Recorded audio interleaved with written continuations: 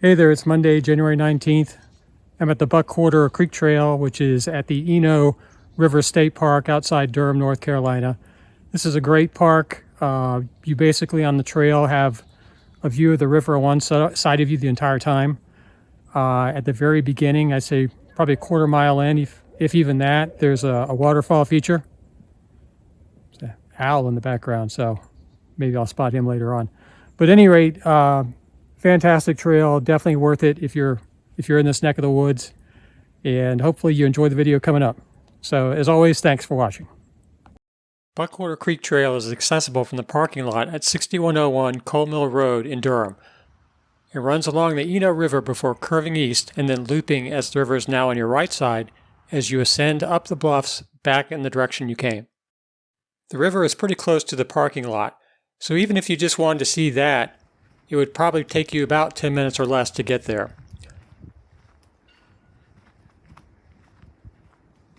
The trail, especially by the river and in January, was a bit muddy, and yeah, it's kind of brown and dull until you climb up the bank next to the Eno Cascade Falls. After that, even in winter, it was a pretty beautiful hike.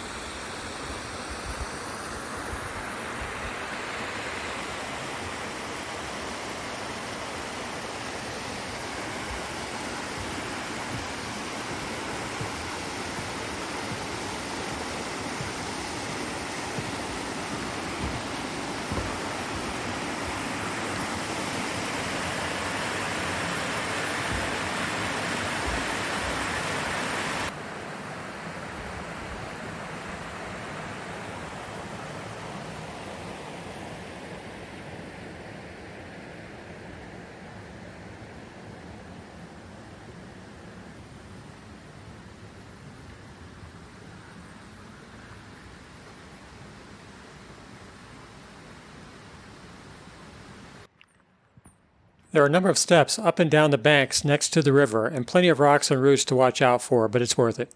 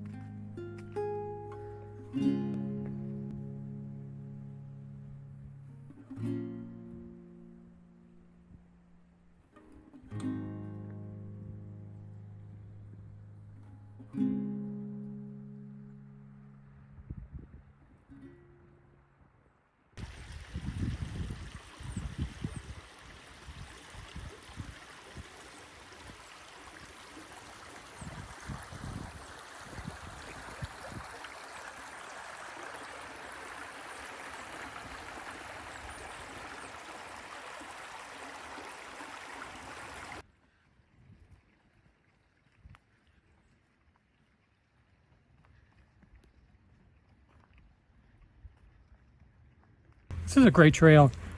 You basically have a trail which is next to the river the entire time. There's a bit of a waterfall near the beginning. You actually have a pretty good view from above the waterfall. There's some steps that are kind of above it. Actually, two different layers to it. I'll put a little bit more description in the video in terms of its name. I forget that at the exact moment, but pretty nice. Trail itself is got some roots and pine straw. It's real wide. There's a decent number of people out here. It is Martin Luther King Day, so I think a lot of people have the day off work, so the trail's pretty crowded. But even still, with all the foot traffic, it's pretty serene out here. You're hearing the water on one side. Even in January, obviously there's not much foliage on the trees, but there's still plenty to look at. I did hear some birds. I may have got some video of one of them, hopefully. By the way, I'd like to put myself in these videos more. A lot of the YouTubers I watch do walk and talks, which I would like to do more of, but to be fair, walking on these nature trails, I would probably be doing a lot of walk and fall, but trying to be present in the videos when I can. Okay, even though I just said you have a view of the river the entire time, that's not entirely true. After the gnarly tree, the trail veers to the right alongside what I'm assuming is Buckquarter Creek. There are actually some other trails at this point if you would like to hike on those, but I thought the 1.6 mile Buckquarter was good for the amount of time that I had.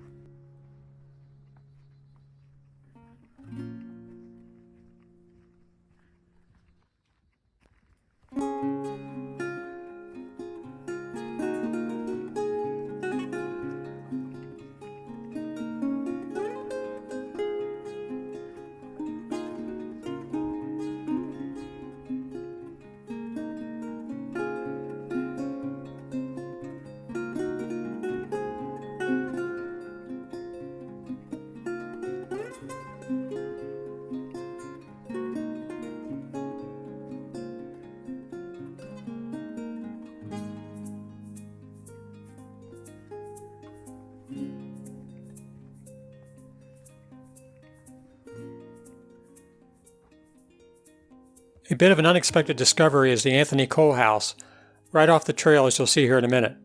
It's in a secluded field. In summer I probably wouldn't even have noticed it. The Cole House is near the former coal mill site. It was the home of a prominent 19th century family.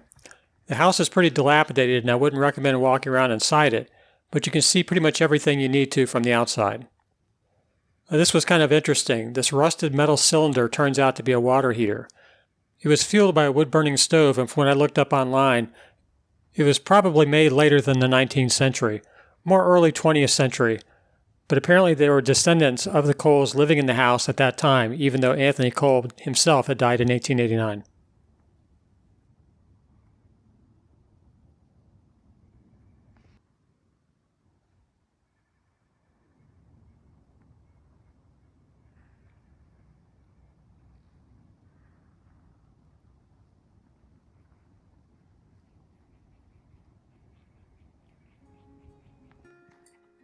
After you leave the Cole House, the trail begins to loop backwards, but this time going up the bluffs about 50 to 100 yards at times from the part of the trail that is next to the river. Since this is winter and no foliage, you have a pretty good view at times of the river from above, which is pretty cool.